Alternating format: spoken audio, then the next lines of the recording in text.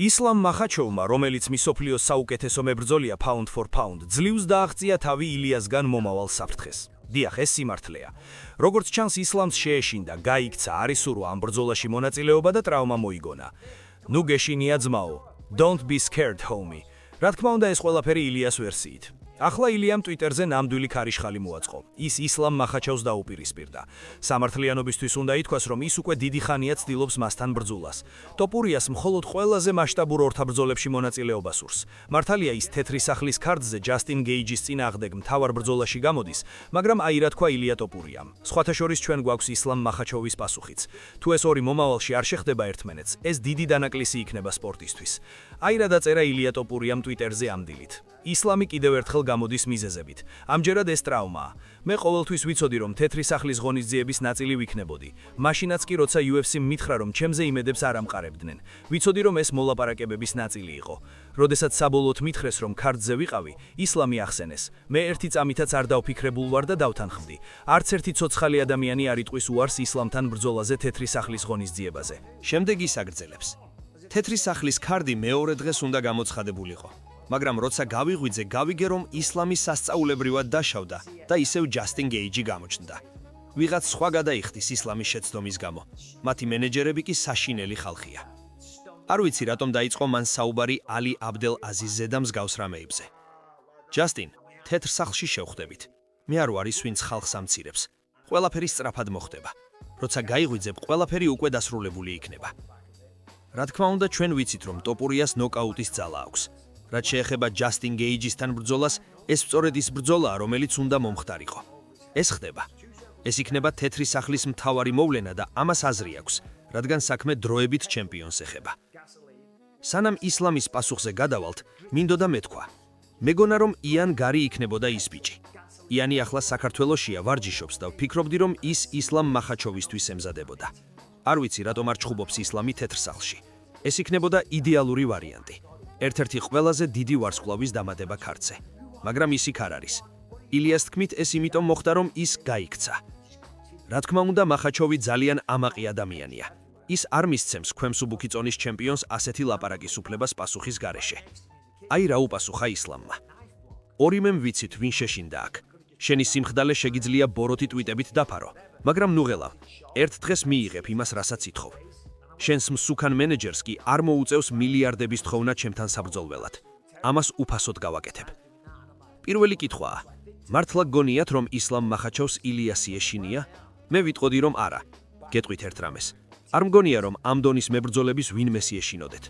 მათ შეიძლება ჰქონდეთ შფოთვა ან ნერვიულობა მოგება წაგებაზე, მაგრამ მათ ბრძოლა არ ეშინიათ. ისინი ამისთვის არიან დაბადებულნი. კიდევ ერთი კითხვაა, რატომ ხვდებათ მენეჯერებს ასე ძალიან? მალიკავამ, რომელიც ილიას მენეჯერია, ტვიტერზეც კი უპასუხა. ვაუ, ძმაო, 20 კილო დავიკელი, ალი რატომ მეძახის ისევ მსუქანს? რა თქმა უნდა, ეს არის მინიშნება იმაზე, რომ შესაძლოა ეს პოსტი თავად ისლამს არც კი დაუწერია და ეს მისი მენეჯერის, ალი აბდელ აზისის ნამუშევარია. შესაძლოა ერთ დღეს ალი და მალიკავა, რომლებიც MMA-ის სამყაროში უდიდესი მენეჯერები არიან, თავად ჩადგნენ რინგში და ერთმანეთს ეჩხუბონ, როგორც ედი ჰირნი და დანა ვაითი. გესმით რას ვამბობ? მაგრამ მოდით ვისაუბროთ მთავარზე. პირველ რიგში ბრძოლა, რომელიც უნდა მომხდარიყო და საბედნიეროდ ხდება, არის ილია ჯასტინ გეიჯის წინააღმდეგ. დაივიწყეთ ისლამ მახაჩოვი, ვიცი, რომ ეს იქნებოდა საოცარი ბრძოლა და ყველას გაგვიხარდებოდა მათი დაპირისპირების ნახვა, რათა საბოლოოდ დასრულებულიყო ეს კონფლიქტი, რომელიც ტოპურიამ დაიწყო. მე მესმის მისი. ეს არის ის, რაც უნდა გააკეთო. უნდა ილაპარაკო ბევრი, უნდა გამოიწვიო მეტოქე და შექმნა ჰაიპი, რათა მიიღო ყველაზე დიდი ბრძოლები, გამოიმუშაო ფული და რაც შეიძლება მალე წახვიდე სპორტიდან. როგორც თავის დროზე კონორ მაკგრეგორმა თქვა, შემოდი, გამდიდრდი, გადი. და ტოპურია სწორედ ამას აკეთებს. შეხედეთ მის სვლას. სხვათა შორის, თუ ის ჯასტინ გეიჯის ნოკაუტში ჩააგდებს თეთრ სახლში და მთელი პატივისცემით ჯასტინის მიმართ ამისი დიდი შანსი არსებობს, რადგან ილიას დარტყმის ძალა სხვა განზომილებაა. ედი პიმბლეტმაც კი არაერთხელ გაარტყა ჯასტინს. არ ვამბობ, რომ ჯასტინს შანსი არ აქვს. დარწმუნებული ვარ, ის შესანიშნავ საწვრთნელ ბანკაპს გაივლის და კარგ სტრატეგიას შეიმუშავებს. მაგრამ ილია ტოპურიას ერთი დარტყმა შეუძლია ნებისმიერი დააძინოს. კითხეთ მის ბოლო მსხვერპლებს, ვინ არიან ისინი? თუ ეს მოხდება, სიაში თამბეჭდავი იქნება. ჯასტინ გეიჯი, ჩარლს ოლივეირა, რომელიც მან აბსოლუტურად გაანადგურა, მაქს ჰოლოვეი, რომელსაც ბრძოლა შეუწყვიტა და ყველაფერი ძალიან მარტივად წარმოაჩინა და ალექსანდრე ვოლკანოვსკი. ამ კაცის დარტყმის ძალა სხვა დონეზეა. წარმოიდგინეთ, ის ჯასტინ გეიჯისაც ნოკაუტში აგდებს. რა საოცარი სვლაა? MMA-ის 4 უდიდესი სახელი და ის მათ სათითაოდ ზედიძედ აგდებს ნოკაუტში. ეს გიჟურია. ასე რომ ეს არის ბრძოლა, რომელიც გველოდება.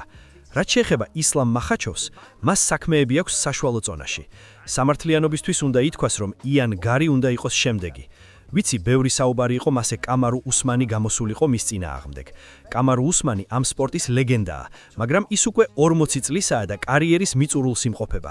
მართალია, მან კარგად გამოიყურებოდა ბოლო ბრძოლაში, მაგრამ მას ბევრი აღარ დარჩენია. UFC-ს ჭირდება ხალხი, ვისაც შეუძლია ისლამ მახაჩოვის დამარცხება და შემდეგ ხანგრძლივი ჩემპიონობის შენარჩუნება. ვიღაც იან გარის მსგავსი, რომელიც თავის პიკშია. არავის სურს, რომ ისლამ მახაჩოვი სპორტის ერთ-ერთი უდიდესი ვარსკვლავი კამარო უსმანმა დაამარცხოს, რომელიც შესაძლოა ამის შემდეგ საერთოდ წავიდეს სპორტიდან. რა თქმა უნდა, უსმანისთვის ეს სენსაციური იქნებოდა. დაბრუნდე, დაამარცხო მსოფლიოს საუკეთესო მებრძოლი და თქვა: დიდი მადლობა, ჩინებული კარიერა მქონდა, ნახვამდის. მაგრამ რას მისცემს ეს UFC-ს ფანებს ან მოლოდინს, როცა ჩემპიონი აღარავინ იქნება? ამიტომ იან გარი უნდა იყოს ის კაცი. თუმცა გეტყვით ერთს, ისლამი ნამდვილად გაბრაზებული ჩანს, როცა ამბობს, რომ ილიას უფასოდ ეჩხუბება. დარწმუნებული ვარ, ასეც იზამდა. ძალიან მინდა ვნახო, რა მოხდებოდა ისლამ მახაჩოვი და ილია ტოპურია ერთ ოთახში რომ აღმოჩნდნენ. არ მგონია ერთმანეთს დაერიონ. მათ აქვთ გარკვეული კლასი და პატივისცემა. ისინი არ არიან ხულიგანები. ეს არ იქნება ჯამალ ჰილის მსგავსი სიტუაცია. გახსოვთ, ის ალექს პერეირასთან ერთად იყო ინსტიტუტში და არაფერი მომხდარა. მაგრამ იყვნენ მებრძოლები, როგორიცაა ნეით დიაზი, კონორ მაკგრეგორი და სხვები. ილია და ისლამი ასე არ მოიქცევიან. მათ აქვთ ღირსების გრძნობა და არაპირებენ ქუჩაში გორაობას, როცა შეუძლიათ მილიონობით დოლარი აიღონ ოქტაგონზე გასვლისთვის. თუ მაინც იზამენ. იმიტომ რომ ტოპური ახლა სხვა დონეზე გადადის. ის მიწასთან ასწორებს ისლამ მახაჩოვს, რაც უცნაურია, რადგან წინ ჯასტინ გეიჯისთან ბრძოლა ელის. ტოპურია უკვე ცდილობს შემდეგი ორთაბრძოლის დაგეგმვას, რაც ალბათ სწორიცაა. ყოველთვის უნდა გყავდეს შემდეგი მეტოქე მხედველობაში.